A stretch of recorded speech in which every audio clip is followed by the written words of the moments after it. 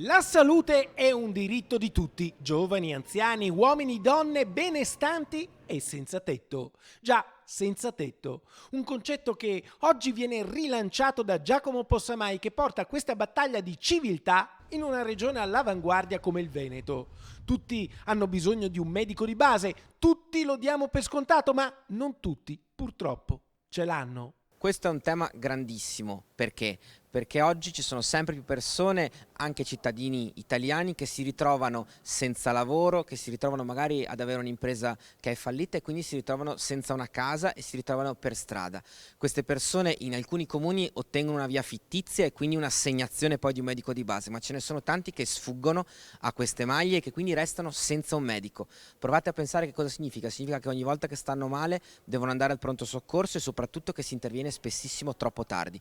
Il problema del medico di base per i senza tetto è paradossalmente un problema che riguarda innanzitutto i clochardi italiani. Riguarda i cittadini italiani perché in realtà, per esempio, i rifugiati hanno un'assegnazione di un medico legato al fatto che sono in quel momento sotto tutela dello Stato tramite le cooperative, mentre in questo caso un cittadino italiano che si ritrova per strada e che non ha una fissa dimora resta senza medico, perché non avendo più un indirizzo di casa, senza l'indirizzo di casa, senza l'iscrizione all'anagrafe, non c'è più l'assegnazione a un medico. Insomma, in Italia nel 2021 può accadere anche questo e in tempi di pandemia la questione diventa ancora più grave. Pensate solo che per fare un tampone ci vuole una prescrizione del medico e che quindi chi non ha un medico di base non può effettuarsi un tampone.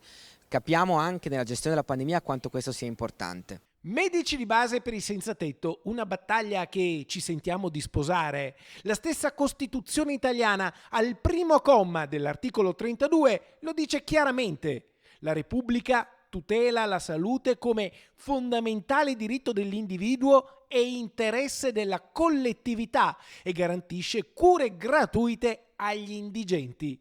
Quindi bene fa Giacomo Possamai a portare la questione in Consiglio regionale Veneto.